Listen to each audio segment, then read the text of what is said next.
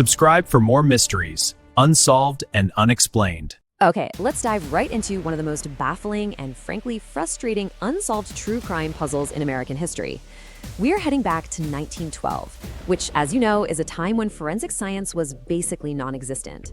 But what makes this specific case so enduringly fascinating isn't just the sheer brutality of it, it's the absolutely bizarre artifacts the killer left behind and how the reaction of an entire town literally erased the truth forever. This is the story of a horrific crime scene that was almost immediately destroyed by human curiosity. Picture this. It's the morning of June 10th, 1912. The air is quiet. Actually, maybe a little too quiet. Right around 7 a.m., a neighbor named Mary Peckham looks next door and notices something highly unusual. The Moore family hadn't come out to do their morning chores. The chickens were still cooped up, the house was perfectly still, and when Mary knocked, no answer. She tried the door, and it was locked tight. It's that eerie, creeping feeling you get when something completely mundane suddenly just feels deeply, deeply wrong. Now, to really wrap our heads around the shock of what happened next, we have to ground ourselves geographically. This was Villisca, a sleepy, affluent little town in southwestern Iowa. The Moore family, Josiah, Sarah, and their 4 kids, were incredibly well known and liked in this tight-knit community. I mean, violent crime of this magnitude was simply unthinkable in a place where everyone literally knew everyone. But the reality waiting inside that house was an absolute nightmare. 8 innocent victims murdered in their sleep. That included Josiah and Sarah, their 4 young children who were just 5 to 11 years old, and 2 visiting neighbors, the Stillinger sisters, who were 8 and 11. They had all spent the evening before at a Children's Day church program, completely unaware it would be their last. And the weapon used to claim all 8 of those lives? A single axe, which shockingly belonged to Josiah Moore himself. If you look at the Moore residence here, it's this deceptively normal-looking, quintessential Midwestern home. So when Mary Peckham got worried, she called Josiah's brother Ross Moore. Ross comes over with his spare key, unlocks that front door, and steps into the parlor. And when he opens the guest bedroom door, he makes the initial gruesome discovery of the 2 Stillinger girls. He immediately stops, backs out, and calls Villisca's primary peace officer, Hank Horton, who arrives only to find the rest of the family bludgeoned to death in their beds. Now, here's where we shift gears, because this case is defined by so much more than just the sheer brutality. The killer left behind these deeply psychological, completely inexplicable artifacts. If this was just a straightforward robbery or a crime of pure passion, the killer probably would have bolted immediately, right? But the evidence showed the murderer actually lingered in the house, engaging in bizarre, almost ritualistic behaviors that still completely baffle investigators today. The first bizarre clue really sets a chilling tone. As investigators moved through the house, they realized that every single mirror in the home was covered. The killer had deliberately taken garments out of dressers and blankets off the beds just to drape them over any reflective surface. So why do that? Was it some kind of dark superstition? Or maybe it's psychological inability to look at their own reflection after doing something so horrific.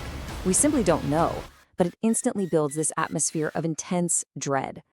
And that eerie atmosphere only intensifies when we look upstairs. Investigators discovered a gas lamp, but it wasn't just left sitting on a table. The glass chimney had been specifically removed, and the wick was turned all the way down so it would give off only the absolute faintest bit of light. It paints a picture of a killer methodically navigating the dark, carefully controlling the environment while their victims slept. Downstairs, amidst all this horror, police found an artifact that stands out simply because it's so mundane. A fragment of a keychain. But here is the absolutely critical part.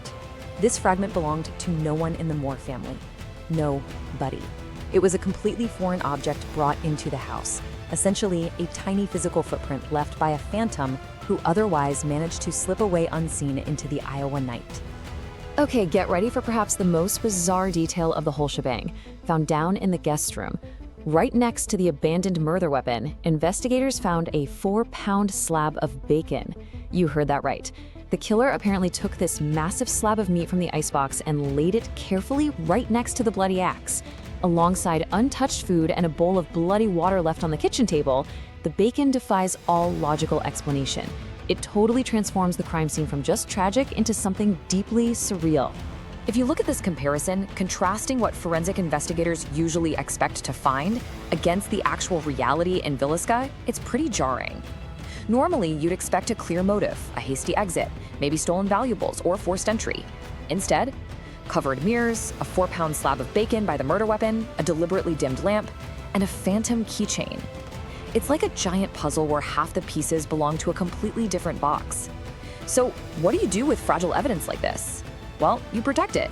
But as you're about to see, protecting the scene is exactly what the town of Villisca failed to do. And this brings us to the most frustrating twist of our entire explainer. Right when investigators were trying to make sense of these surreal clues, the town's chaotic reaction permanently scrambled the puzzle pieces.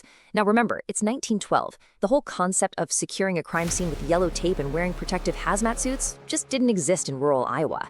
The tragedy instantly became a public spectacle, and the evidence paid the ultimate price. Just look at how incredibly fast the scene was destroyed. At 7 a.m., the door is discovered locked. But at 8:40 a.m., the town's central telephone office issues an all-call alert, literally notifying every single household about the murders. The result? The news spread like wildfire, and within minutes, hundreds of townsfolk rushed the house. They didn't just stand outside and look, they walked through the blood, they moved items around, and unbelievably, dozens of people actually picked up and handled the murder weapon. By the time the coroner arrived at 9 a.m., it was pure chaos. It actually took until 10:30 a.m. for the National Guard to finally secure the perimeter. To give you a sense of just how bad this contamination was, consider this true crime nightmare. The scene wasn't just trampled, it was actively pillaged. Townsfolk were reportedly stealing pieces of Josiah Moore's shattered skull to keep as macabre souvenirs. I know, it boggles the mind. Meanwhile, a local druggist showed up with his camera, hoping to take photos to sell his postcards, which was a bizarrely common practice back then. Thankfully, he was dismissed and told the act was too ghoulish, but honestly, the damage was already done. So, because the crime scene was so thoroughly contaminated, investigators were left operating in a total vacuum. Any fingerprints on that axe? Wiped completely away by hundreds of curious hands. Any footprints outside? Trampled into mud by the neighbors. Without any reliable physical evidence to anchor them, the investigation had to rely on circumstantial connections, small-town rumors, and wild theories. Even with the botched scene, a few compelling suspects did emerge. One of them was William Mansfield, an ex-convict and former U.S. Army soldier. What makes Mansfield so fascinating is his link to a string of terrifyingly similar axe murders that happened in places like Colorado Springs and Kansas in the months prior. In those cases, families were also hacked to death in their sleep. The windows or mirrors were covered with bed sheets and, crucially, a burning lamp with the chimney off was left at the foot of the bed. So investigators found themselves basically having to weigh two massive diverging theories. On one side, you have the local vendetta theory. Josiah Moore had a fierce, well-known business rivalry with Iowa State Senator Frank F. Jones, which led some people to theorize that Jones hired a hitman. But on the flip side, you have the transient serial killer theory. This focuses on men like William Mansfield or another drifter named Paul Mueller, guys who supposedly rode the rail lines across the Midwest, slaughtering families in the exact same ritualistic manner. Ultimately, multiple suspects were tried, grand juries were convened, and detectives dedicated their entire lives to figuring this out. But no one was ever successfully convicted of the Villisca Axe Murders. It remains this horrifyingly enduring, unsolved mystery. The trail went cold almost immediately, simply because the physical evidence required to conclusively prove either the local vendetta or the serial killer theory was lost to that mob of onlookers in those first few chaotic hours. Which leaves us with this final, haunting question to ponder. If the town hadn't rushed the house that morning, if that all-call alert had never been issued, would the Villisca axe murderer have been caught? Could those bizarre artifacts, the faint lamp, the covered mirrors, the bacon, the keychain, have pointed directly to the killer if they had just been properly preserved? I guess we'll never know for sure. It stands as a chilling reminder that sometimes sheer human curiosity can be the greatest enemy of justice. Thank you so much for joining me for this explainer, and I'll catch you next time as we unravel another incredible puzzle from history.